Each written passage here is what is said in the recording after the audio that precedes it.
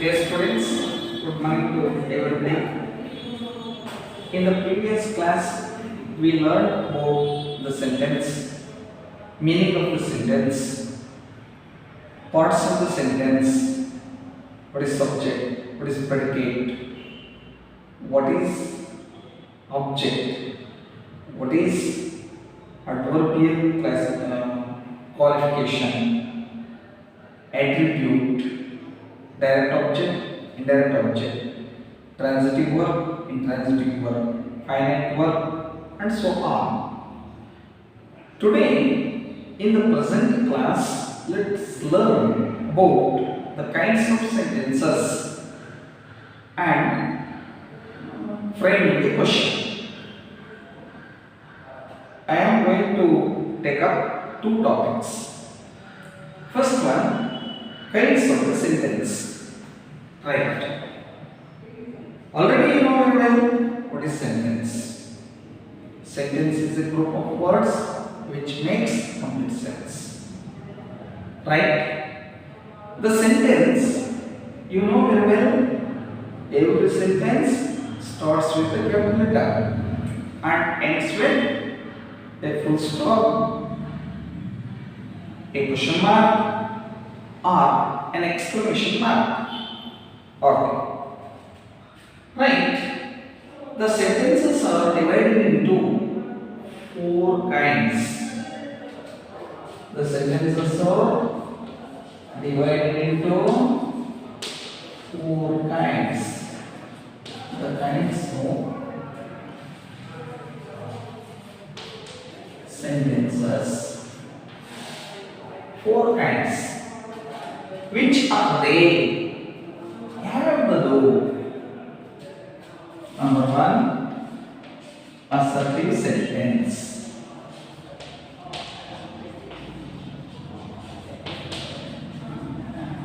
Number two, interrogative sentence. Interrogative sentence.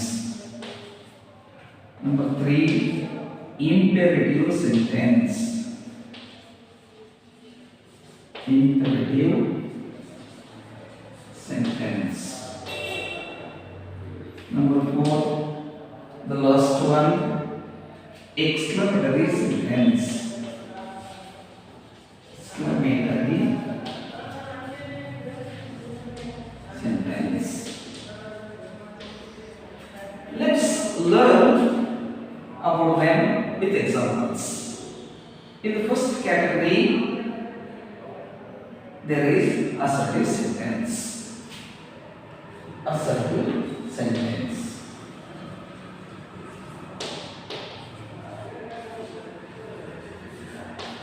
What is an assertive sentence?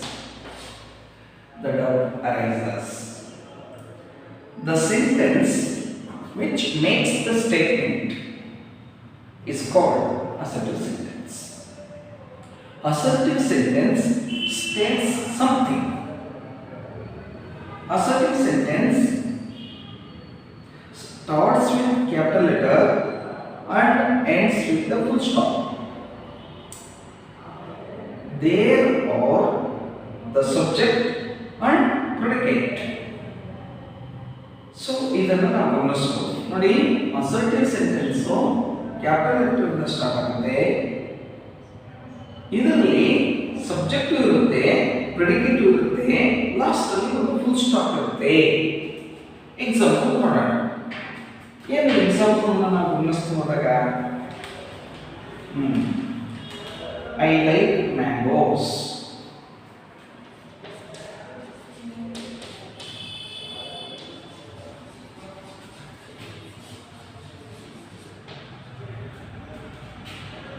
Here an example. It is not raining.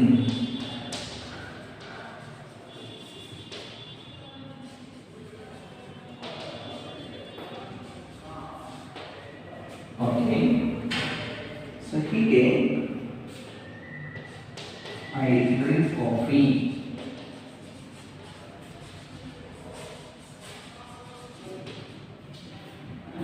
You can see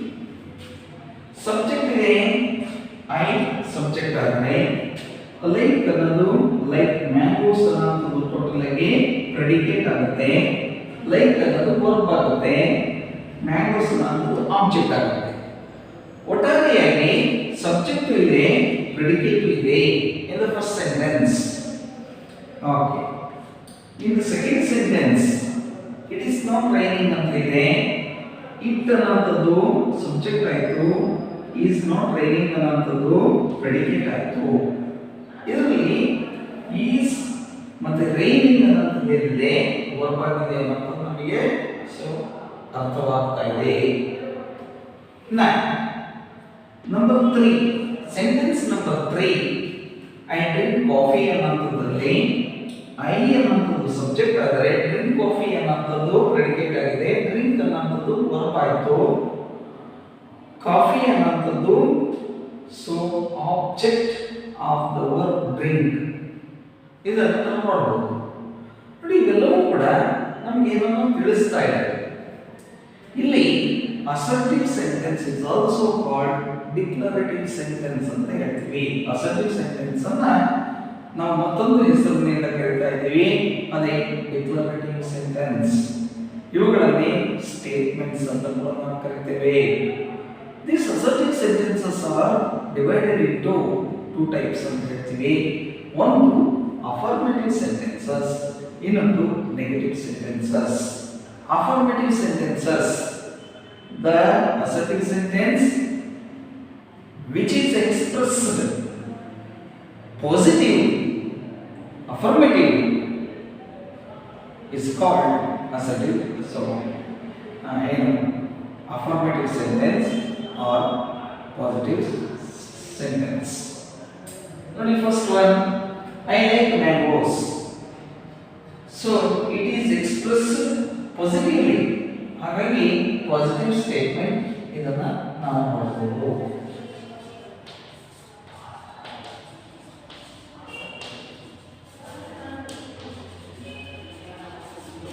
Positive statement.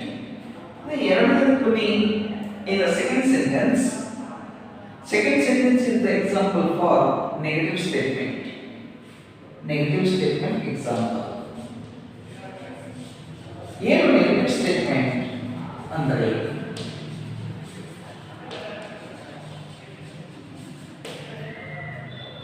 the assertive sentence which is expressed negatively using no, not, never, neither, nor, none, nothing ಈ ಪದಗಳನ್ನು ಬಳಸಿ ಅದನ್ನು negative ಆಗಿ ಹೇಳಿದರೆ ಅದನ್ನು ನಾವು negative statement ಅಂತ ಕರೀತಾ ಇದ್ದೀವಿ.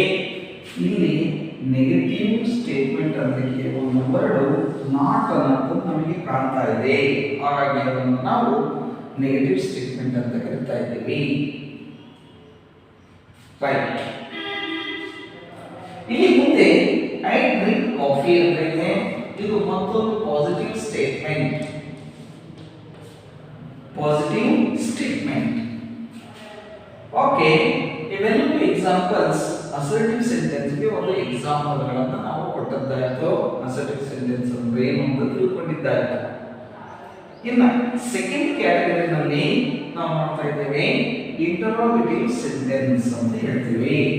ಇಂಟರೋಗೇಟಿವ್ ಸೆಂಟೆನ್ಸ್ ಬಹುಮುಖ್ಯವಾಗಿ ನಾವು ತಿಳ್ಕೋಬೇಕಾಗಿರುವಂಥದ್ದು interrogative sentence.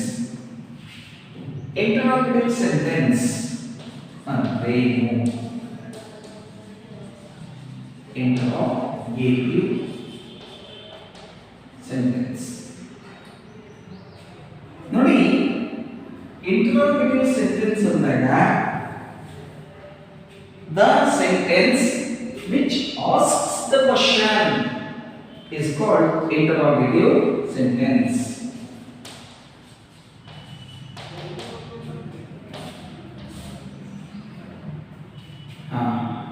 Look at the board, students. ikkade ನೋಡಿ ಗಮನಿಸಿ. ಇಲ್ಲಿ ಇಂಟರೋಗೇಟಿವ್ ಸೆಂಟೆನ್ಸ್ ಅಂದ್ರೆ ಏನು ಅಂತ ಪ್ರಶ್ನೆ ಕೇಳಿದ್ರೆ ಯಾವ ವಾಕ್ಯ ಪ್ರಶ್ನೆಗಳನ್ನು ಕೇಳುತ್ತದೋ ಆ ವಾಕ್ಯವನ್ನ ಪ್ರಶ್ನಾರ್ಥಕವಾದಂತಹ ವಾಕ್ಯ ಅಂತ ಕರಿತಾ ಇದೀವಿ. ಇಂಟರೋಗೇಟಿವ್ ಸೆಂಟೆನ್ಸ್ ಅಂತ ಹೇಳಿ ಕರೀತಾರೆ. ಓಕೆ, ಇವುಗಳನ್ನ ಕ್ವಶನ್ಸ್ ಅಂತ ಕರೀತಾರೆ. ರೈಟ್. ಎಕ್ಸಾಂಪಲ್ ತಗೊಳ್ಳೋಣ.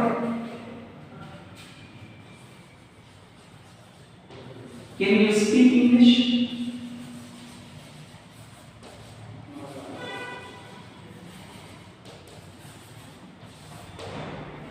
Have you had your breakfast?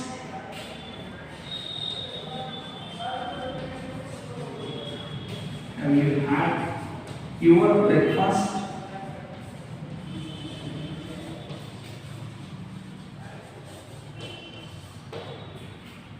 And next one. Where are you coming from?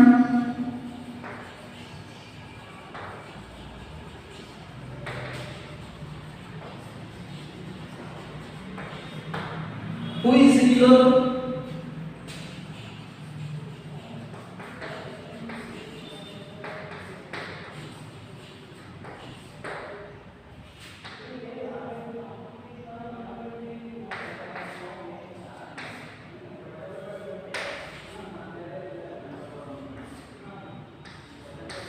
Right.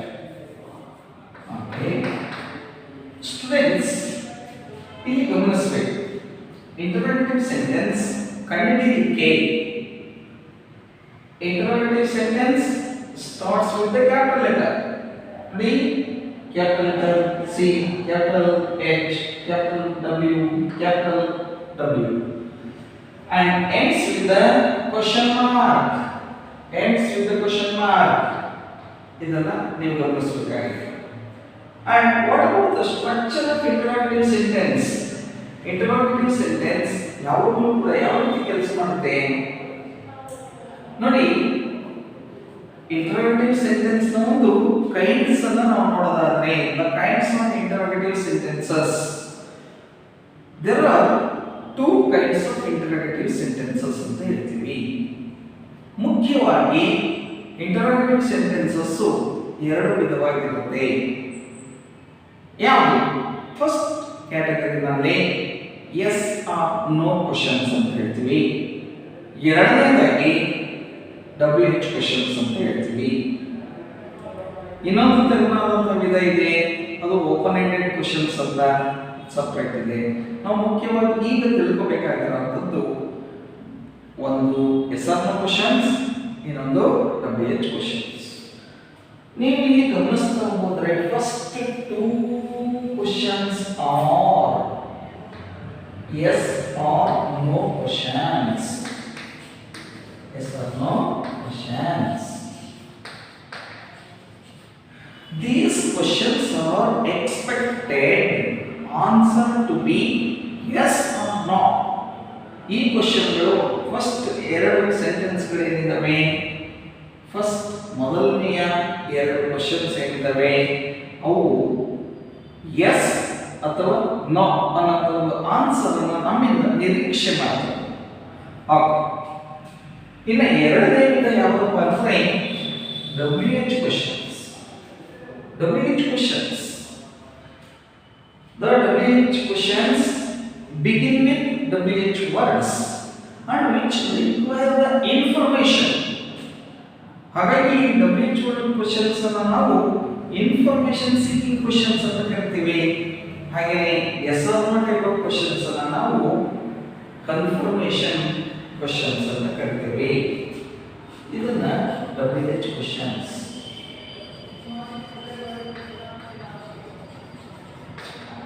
Sir, ಈ ಎರಡು ಕ್ವೆಶ್ಚನ್ಸ್ಗಳಲ್ಲಿ ಮೊದಲನೇದಾಗಿ ಎಸ್ ಆರ್ ನೋ ಕ್ವೆಶ್ಚನ್ಸ್ ತಗೊಳ್ಳಿ. ಅದರಲ್ಲಿ ಸಬ್ಜೆಕ್ಟ್ ಎಲ್ಲಿರುತ್ತೆ ಸರ್ ಅನ್ನೋದು ನಮ್ಮ ಒಂದು ಪ್ರಶ್ನೆ. ಬನ್ನಿ, subject is put after the helping verb in yes or no questions. Helping verb ಆದ ಮೇಲೆ ಹಾಕಿರುತ್ತೆ. And main verb is put after the subject. ನೋಡಿ, ಇದು ಹೆಲ್ಪಿಂಗ್ ವರ್ಬ್. ಸಬ್ಜೆಕ್ಟ್ ಯಾವಾಗಲೂ ಕೂಡ ಹೆಲ್ಪಿಂಗ್ ವರ್ಬ್ ನ ನಂತರ ಮತ್ತು ಮೇನ್ ವರ್ಬ್ ನ ಮುಂಚಿತವಾಗಿ ನಾವು ಸಬ್ಜೆಕ್ಟ್ ಅನ್ನು ಬರೀತೇವೆ. ಎಸ್ ಆರ್ ನೋ ಕ್ವೆಶ್ಚನ್ಗಳಲ್ಲಿ ಗಮನಿಸಬೇಕಾಗಿರುವಂತಹ ವಿಚಾರ, ಇದು ಮೇನ್ ವರ್ಬ್, ಸ್ಪೀಕರ್ ಅನ್ನೋದು ಮೇನ್ ವರ್ಬ್ ಆಗಿದೆ. ನೋಡಿ, ಬಿಫೋರ್ ದ ಸಬ್ಜೆಕ್ಟ್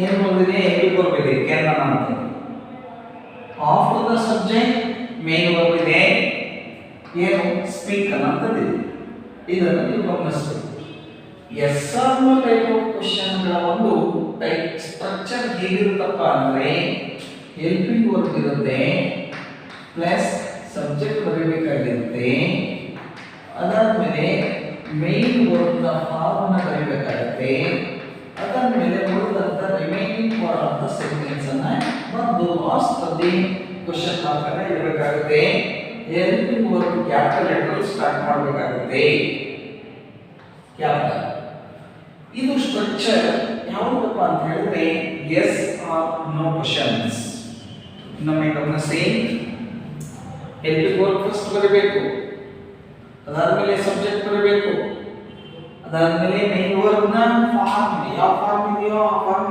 ನಾವು ಬರಬೇಕಾಗುತ್ತೆ ಅದಾದ್ಮೇಲೆ remaining part of the sentence ಅದನ್ನ ನಾವು ಕರಿತೇವೆ ಇನ್ನು WH ಕ್ವೆಶ್ಚನ್ಸ್ ಗಳಲ್ಲಿ ಅದೇ ರೀತಿ ನಾವು ಹೋಗ್ತೇವೆ ಆದರೆ ಪ್ರಾರಂಭದಲ್ಲಿ WH ವರ್ಡ್ ಅಂತ ಬರೀತೇವೆ ಅಷ್ಟೇ ಎಕ್ಸಾಂಪಲ್ ತಗೊಳ್ಳಿ ಸೊ WH ವರ್ಡ್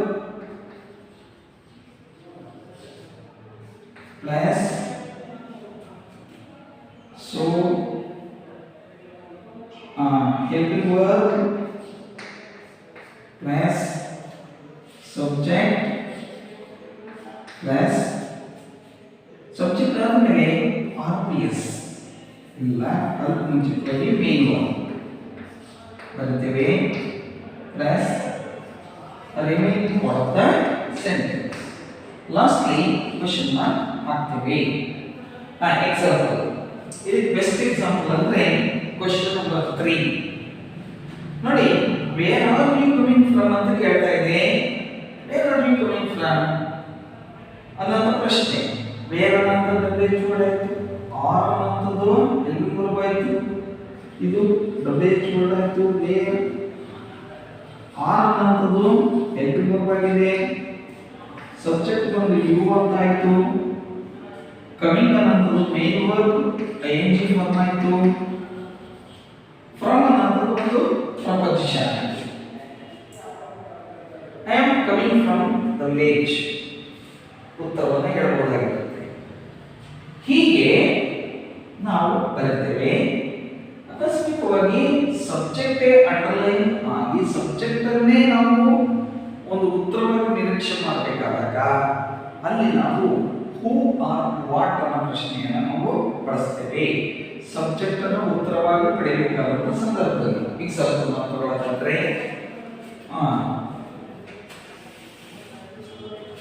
ಸುರೇಶ್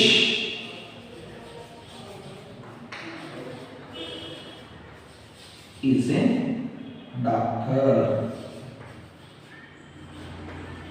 ನೋಡಿ ಸುರೇಶ್ is a doctor ಅಂತ ಇದೆ who is a doctor subject ಅನ್ನು ನಾವು ಅಂಡರ್ಲೈನ್ ಮಾಡಿದ್ದೇವೆ so subject is expected as the answer ಹಾಗಾಗಿ ನಾವು who is a doctor ಅಂತ ಪ್ರಶ್ನೆ ಬರೀತಾ ಇದ್ದೇವೆ who is a doctor ನೇರ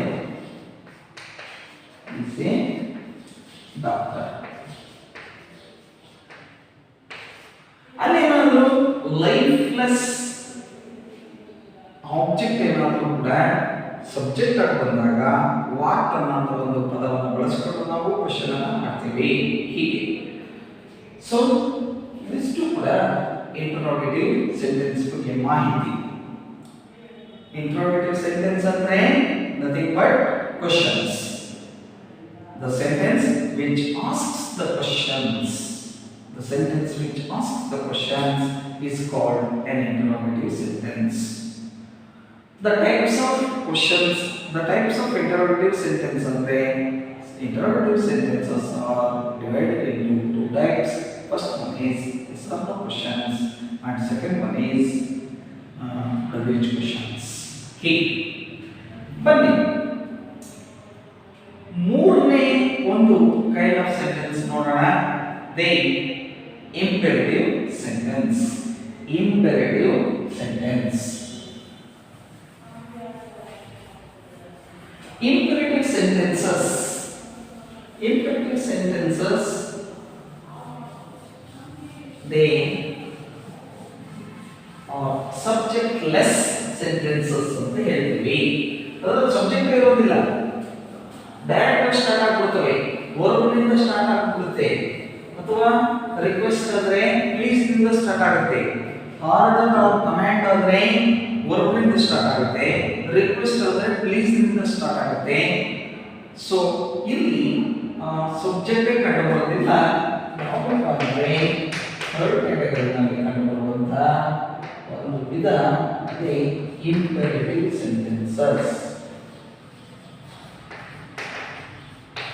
Imperative sentences. Imperative sentence. The sentence which makes the command or request or advice is called imperative sentence.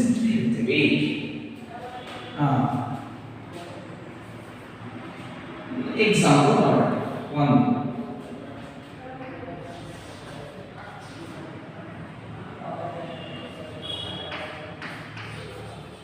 Go to the town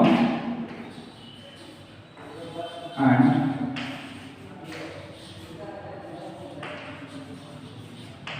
bring me a newspaper. Go to the town and bring me a newspaper. So ನೋಡಿ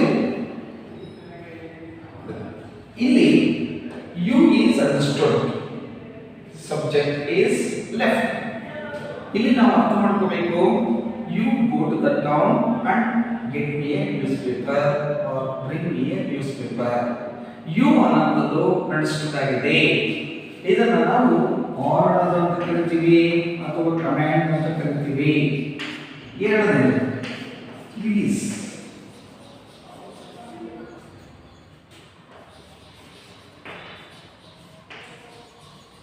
Give me a cup of coffee.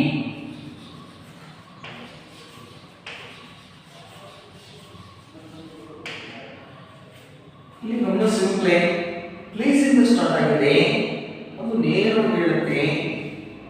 It is an example for request. Request ಒಂದು example. It makes the request. ಮೂರನೇ short study well. Study well. Adviser.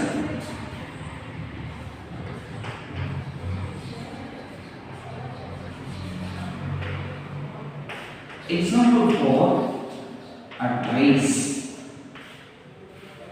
So ಹೀಗೆ ನಾವು imperative sentences ನ ಕಾಣಬಹುದು. ಇವು ಕೂಡ imperative sentences also begin with the capital letter. ನೋಡಿ, G capital, P capital, S capital. Capital letter and ends with the full stop. Full stop ನಿಂದ end ಆಗಿದೆ. ಇಲ್ಲಿ ಒಂದು ಕ್ಲಾರಿಟಿಯನ್ನು ನಾವು ಗಮನಿಸಬೇಕಾಗಿದೆ. ಮತ್ತೆ ಏನು ಅಸರ್ಟಿವ್ ಸೆಂಟೆನ್ಸ್ಗೂ ಇಲ್ಲಿ ಬರುವಂತ ಇಂಪೆರೇಟಿವ್ ಸೆಂಟೆನ್ಸ್. ಅಸರ್ಟಿವ್ ಸೆಂಟೆನ್ಸ್ ನಲ್ಲಿ ಏನಾಯ್ತು, ಕ್ಯಾಪಿಟಲ್ ಲೆಟರ್ ಅಲ್ಲಿ ಬರುತ್ತವೆ, ಸಬ್ಜೆಕ್ಟ್ ಇತ್ತು ಮತ್ತೆ ಪ್ರೆಡಿಕೇಟ್ ಇತ್ತು, ಲಾಸ್ಟ್ ಅಲ್ಲಿ ಫುಲ್ ಸ್ಟಾಪ್ ಇತ್ತು. ಸಬ್ಜೆಕ್ಟ್ ಇತ್ತಲ್ಲ. ಇಂಪೆರೇಟಿವ್ ಸೆಂಟೆನ್ಸ್ ನಲ್ಲಿ ಏನಾಯ್ತು, ಸಬ್ಜೆಕ್ಟ್ ಇಲ್ಲ, ವರ್ಬ್ ನಿಂದ ಡೈರೆಕ್ಟ್ಲಿ ಸ್ಟಾರ್ಟ್ ಆಗುತ್ತೆ. ಓಕೆ, ಕ್ಯಾಪಿಟಲ್ ಲೆಟರ್ ಇಂದಲೇ ಸ್ಟಾರ್ಟ್ ಆಗುತ್ತೆ, ವರ್ಬ್ ನಿಂದಲೇ ಸ್ಟಾರ್ಟ್ ಆಗುತ್ತೆ, ಕೊನೆಯಲ್ಲಿ ಫುಲ್ ಸ್ಟಾಪ್ ಇರುತ್ತೆ. ಇದನ್ನು ನಾವು ಚೆನ್ನಾಗಿ ಗಮನಿಸಬೇಕಾಗಿರುತ್ತೆ. ಸೊ ಇದನ್ನ ನಾವು ಇಂಪೆರೇಟಿವ್ ಸೆಂಟೆನ್ಸ್ ಅಂತ ಹೇಳಿ ಕರೀತೇವೆ. ಓಕೆ, ಇನ್ನ the fourth category, the last one, ಏನಪ್ಪಾ ಅಂತ ಹೇಳಿದ್ರೆ ಸೆಂಟೆನ್ಸ್ ಟೈಪ್ ಎಕ್ಸ್ಕ್ಲಮೇಟರಿ ಸೆಂಟೆನ್ಸ್ ಅಂತ ಹೇಳ್ತೀವಿ. Exclamatory sentence. Exclamatory sentence. Exclamatory sentence type, the last type.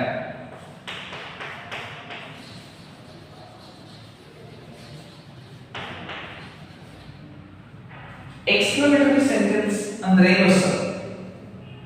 What is an exclamatory sentence? Exclamatory sentence is a sentence which expresses the sudden feelings like happiness, wonder, pain, etc. ಅವುಗಳನ್ನು ನಾವು ಗಮನಿಸ್ತೇವೆ. First sentence ತಗೊಳ್ತಾ ಇದ್ದೀನಿ. ಏನು? ಈ hero lesson ಅಲ್ಲಿ ಬರುವಂತಹ burglar ಹೇಳುವಂತಹ ಒಂದು ಎಕ್ಸ್ಕ್ಲಮೇಟರಿ ಸೆಂಟೆನ್ಸ್. ಅಯ್ಯೋ ಸಮಥಿಂಗ್ ಹ್ಯಾಸ್ ಬಿಟನ್ ಮೀ, ಅಯ್ಯೋ ಸಮಥಿಂಗ್ ಹ್ಯಾಸ್ ಬಿಟನ್ ಮೀ ಅನ್ನೋ ಫಸ್ಟ್.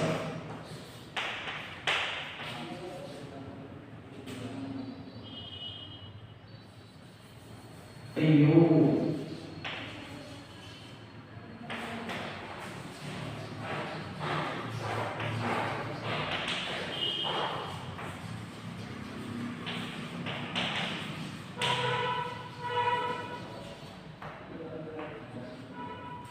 ಅಯ್ಯೋ something has bitten me ಈ ಸೆಂಟೆನ್ಸ್. ಎರಡನೇ ನೋಡ. How beautiful Taj Mahal is. How beautiful Taj Mahal is.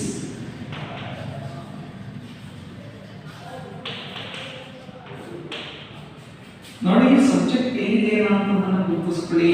Subject ಎಲ್ಲಿದೆ ನೋಡಿ. Right.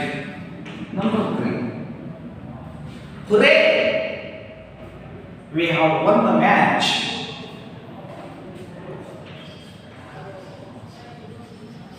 Hooray! We have won the match.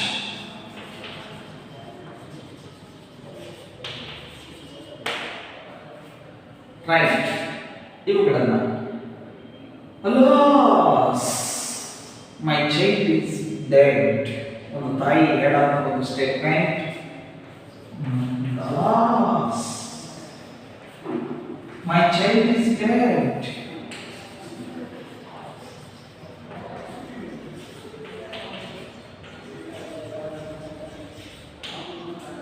Students observe ಮಾಡಿ, ಇಲ್ಲಿ ಇಂಟರ್ಜೆಕ್ಷನ್ ಬಳಸಿದೆ. ಅಯ್ಯೋ ಅನ್ನೋದು ಮತ್ತೆ ಅಲಾಸ್ ಅನ್ನೋದು, ಹುರೇ ಅನ್ನೋದು. ಈ ರೀತಿಯಾಗಿ ಬಳಸಿದ ನಂತರ ಬರೆಯುವಂತಹ ಪದ ಏನಿದೆ ಅದನ್ನ ಕ್ಯಾಪಿಟಲ್ ಲೆಟರ್ ಸ್ಟಾರ್ಟ್ ಮಾಡಬೇಕು. ಇದನ್ನ ಮೈಂಡಲ್ಲಿ ಇಟ್ಕೊಂಡಿರಬೇಕು.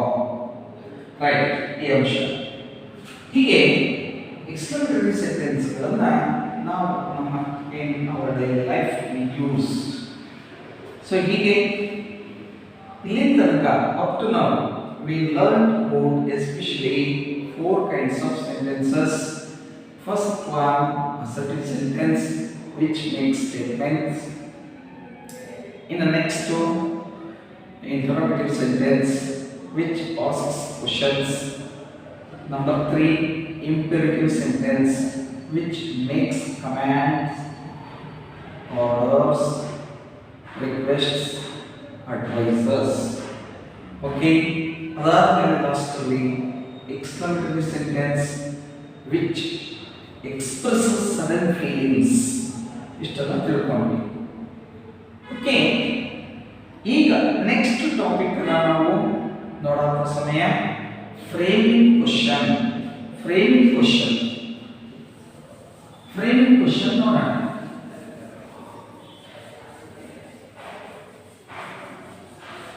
Question framing the question.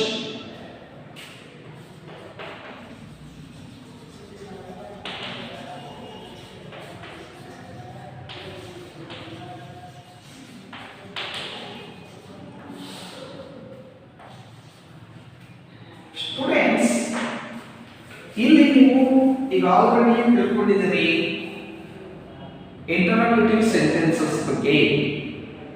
Interrogative sentence. What is interrogative sentence? the sentence which asks us the questions. Okay, types of questions to tilkonidire. There are two types of questions mainly. First one, yes or no type of question, and second one is WH question. Okay, ಇಲ್ಲಿ next ಅದರಲ್ಲಿ yes or no type of questions ಅನ್ನ ನಾವು frame ಮಾಡಬೇಕಾದಾಗ ಅದರ structure ಹೇಗಿರುತ್ತೆ ನೋಡೋಣ. Right, first ಕ್ಯಾಟಗರಿನಲ್ಲಿ ನಾವು ಬಳಸುವಂಥದ್ದು yes or no questions. Yes or no questions. ಇನ್ನು ಎರಡನೇ ಕ್ಯಾಟಗರಿನಲ್ಲಿ ನಾವು ನೋಡುವಂಥದ್ದು WH questions.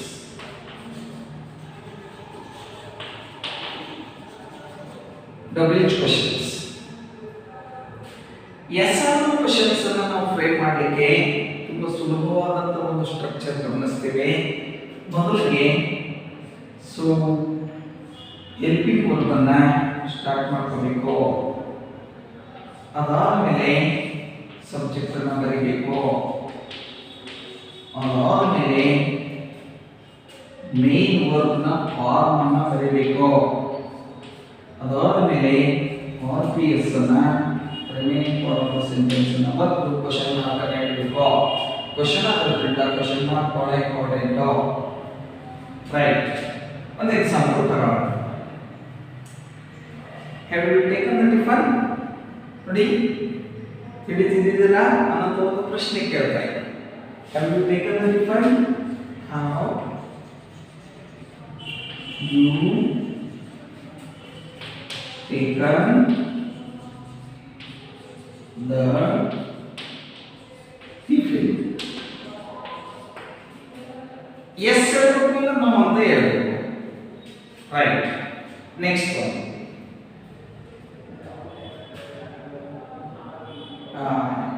Yes. Have you got the rain?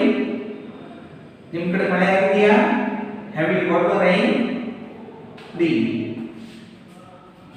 Has it rained? Has it rained? Is it rain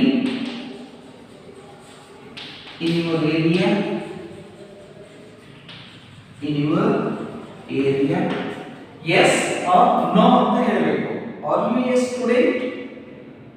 Yes is yes, ಇಲ್ಲ ಅಂದ್ರೆ no. Are you a teacher? ಹೀಗೆ. So ಇಲ್ಲಿ S or no question ಅಂದ್ರೆ ಈ ಒಂದು ಸೂತ್ರವನ್ನು ಬಳಸೋದು ತುಂಬಾ ಇಂಪಾರ್ಟೆಂಟ್ ಅಂತ ಗಮನಿಸ್ತೇವೆ.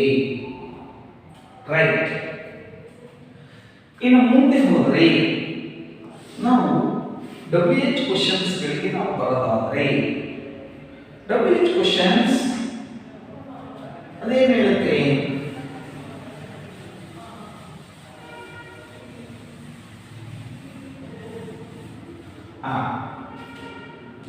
ಗಮನಿಸಿ, WH questions.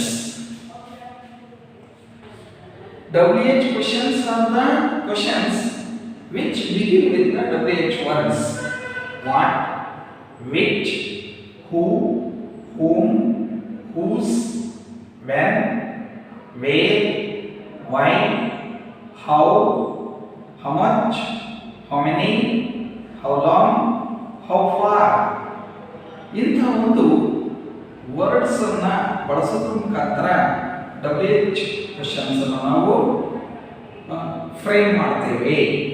ಓಕೆ, ಈಗ ನಾವು ಮೊದಲನೇದಾಗಿ ನೋಡುವಂಥದ್ದು ಏನಪ್ಪ ಅಂತ ಹೇಳೋದಾದ್ರೆ ವೈನಿಂದ ಬಿಗಿನ್ ಆಗುವಂಥ ಒಂದು ಸೆಂಟೆನ್ಸಸ್ ಕ್ವೆಶ್ಚನ್ಸ್ ಅನ್ನು ನೋಡೋಣ. ಇಲ್ಲಿಗ ಸಬ್ಜೆಕ್ಟ್ ಅಂಡರ್ಲೈನ್ ಅಂದ್ರೆ ಹೇಗೆ ಕ್ವಶನ್ ಮಾಡುವಂಥದ್ದು, ಅಥವಾ ವರ್ಬ್ನ ನಂತರದ ಪಾರ್ಟ್ ಅಂಡರ್ಲೈನ್ ಆದ್ರೆ ಹೇಗೆ ನಾವು ಕ್ವಶನ್ ಅನ್ನು ಫ್ರೇಮ್ ಮಾಡಬೇಕು, ಎರಡು ರೀತಿ ನಾವು ನೋಡುವಂಥದ್ದು. ರೈಟ್, ಹೆಡ್ಲೈನ್ ನಾನು WH ಕ್ವೆಶ್ಚನ್ಸ್ ಅಂತ ಹೇಳಿ ತಗೊಳ್ತಾ ಇದ್ದೇನೆ. ಫ್ರೇಮಿಂಗ್ ಕ್ವೆಶ್ಚನ್ಸ್ ನಲ್ಲಿ WH ಕ್ವೆಶ್ಚನ್ಸ್ ಅಂತ ತಗೊಳ್ತಾ ಇದ್ದೇನೆ.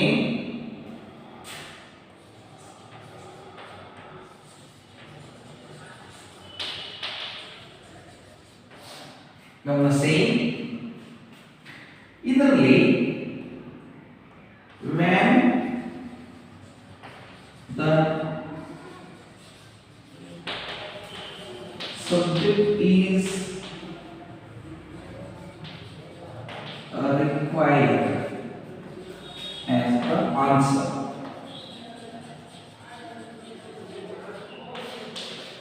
आगे डायरेक्टली कहते हैं who or what, who or what, who or what plus helping verb or main verb plus RPS lastly question. So here you plus one example. Ram is a student.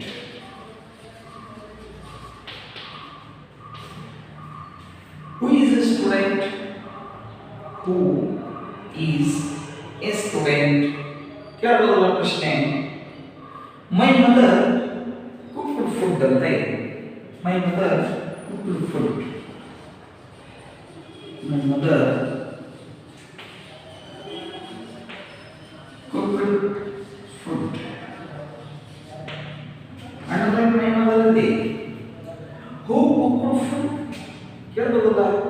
Yes. क्या? Okay. Honesty is the best policy.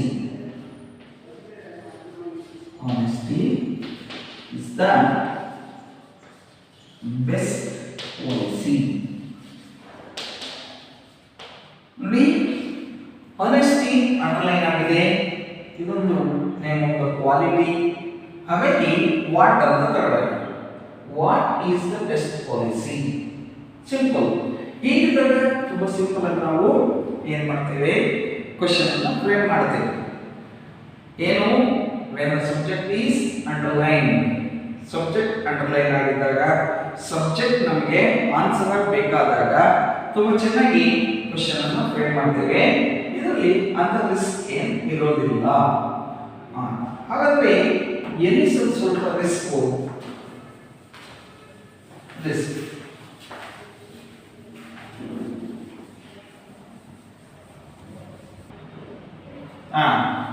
so here when the object is underlined, when the object is required as the answer, right? ಅದನ್ನು ನೋಡೋಣ.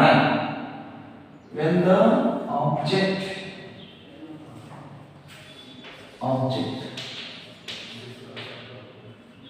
ಇಲ್ಲಿ ನಾವು ಗಮನಿಸಬೇಕಾಗಿರುವಂತ ವಿಚಾರ, object ಏನಾದರೂ underline ಆಗಿದ್ರೆ ನಾವು ಹೇಗೆ ಕ್ವಶನ್ ಮಾಡುವಂಥದ್ದು. ಅದರಲ್ಲೂ ಕೂಡ ನೋಡಿ, ಕೊಟ್ಟಂತ ಸೆಂಟೆನ್ಸ್ ನಲ್ಲಿ ಹೆಲ್ಪಿಂಗ್ ವರ್ಬ್ ಇದೆಯಾ ಇಲ್ವಾ ಅನ್ನೋದು ಮೊದಲು ನಾವು ನೋಡ್ಕೋಬೇಕಾಗುತ್ತೆ. ಇಲ್ಲದೆ ಹೋದ್ರೆ ನಾವು ಡೂ, ಡಸ್, ಡಿಡ್ ಗೆ ನಾವು ಹೋಗಬೇಕಾಗುತ್ತೆ, ಹೆಲ್ಪ್ ತಗೋಬೇಕಾಗುತ್ತೆ. ಹೆಲ್ಪಿಂಗ್ ವರ್ಬ್ ಸೆಂಟೆನ್ಸ್ ನಲ್ಲಿ ಕೊಟ್ಟಿಲ್ಲ ಅಂದಾಗ ನಾವು ಸಪೋರ್ಟ್ ಅನ್ನು ತಗೋಬೇಕು. ಡೂ, ಡಸ್, ಡಿಡ್ ಅಂತ ನಾವು ತಗೋಬೇಕಾಗುತ್ತೆ. ಫಸ್ಟ್ ನೋಡೋಣ, ಹೆಲ್ಪಿಂಗ್ ವರ್ಬ್ ಕೊಟ್ಟಿಲ್ಲ ಅಂದಾಗ ಎಕ್ಸಾಂಪಲ್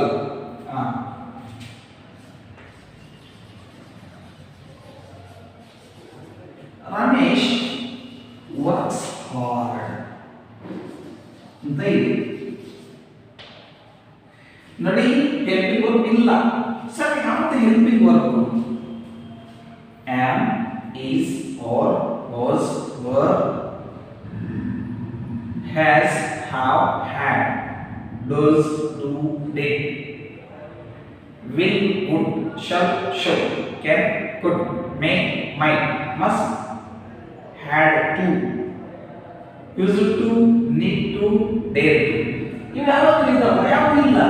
ಈಗ ಒಬ್ಬೊಬ್ಬರು ಯಾವ್ದಾದ್ರೆ ಈ ಹೆಲ್ಪ್ ಅನ್ನ ತಗೋ. ನೋಡಿ, ಇಲ್ಲಿ ಎಸ್ ಅನ್ನೋದು ವರ್ಬ್ ನಲ್ಲಿ ಎಸ್ ಕಂಡು ಬಂತು ಅಂದ್ರೆ ಅಲ್ಲಿ ಡಸ್ ಇದೆ ಅಂತ ಅರ್ಥ. ಈಗ ವರ್ಕ್ ಅಂತ ಉಳಿಸು. ನೋಡು, ವರ್ಕ್ಸ್ ಆಗುತ್ತೆ. ಈಗ ನಾವು ಇದನ್ನು ತಗೋಬೇಕು, ಇದನ್ನು ತಗೋಬೇಕು. ಮಾಡೋಣ. ಈಗ ಕೆಲಸ ಹಾರ್ಡ್ ಅನ್ನೋದು ಅಂಡರ್ಲೈನ್ ಇದೆ. ಇದನ್ನು ನಾವು ಆನ್ಸರ್ ಪಡೆಯಬೇಕು.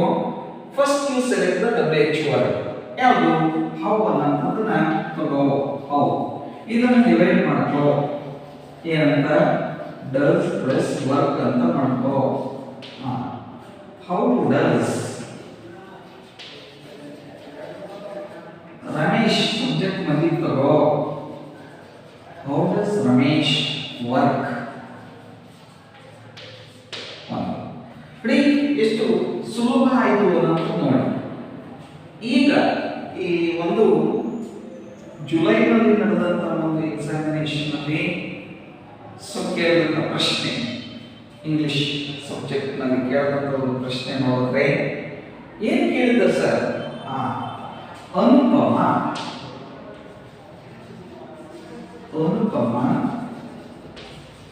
sings melodiously.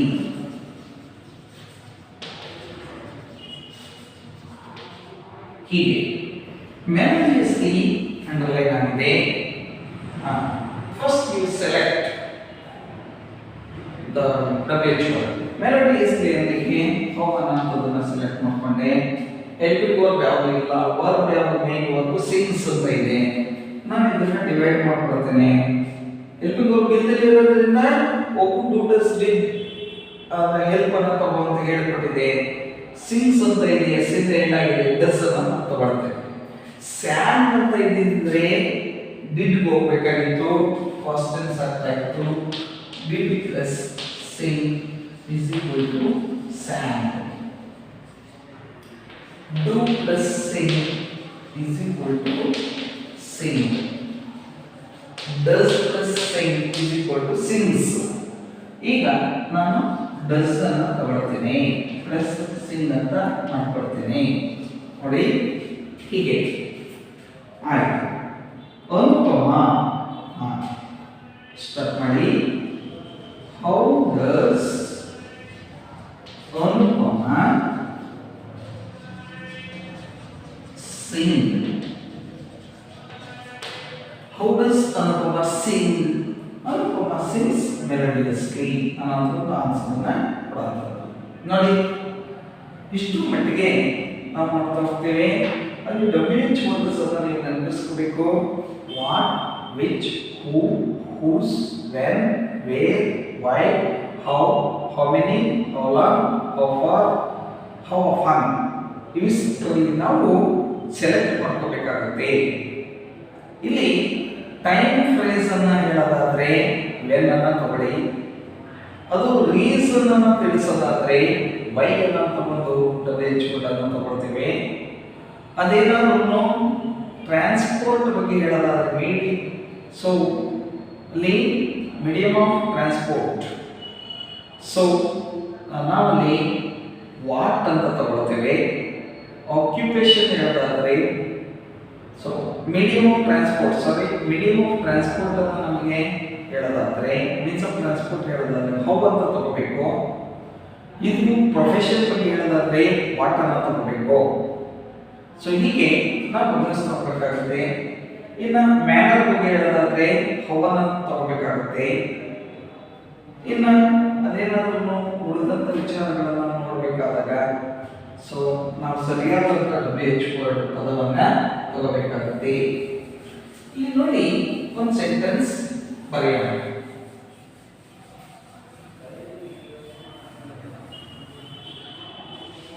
I come to school by bus. How do you come to school? ಪ್ರಶ್ನೆ. I come to school by bus. I come to school by bus. How do you go to school? So, ಇದನ್ನು ನಾವು ಗಮನಿಸ್ತೀವಿ. ಹೀಗೆ we can frame the questions. Today we have learned about especially kinds of sentences and framing questions. Thank you, Nanda.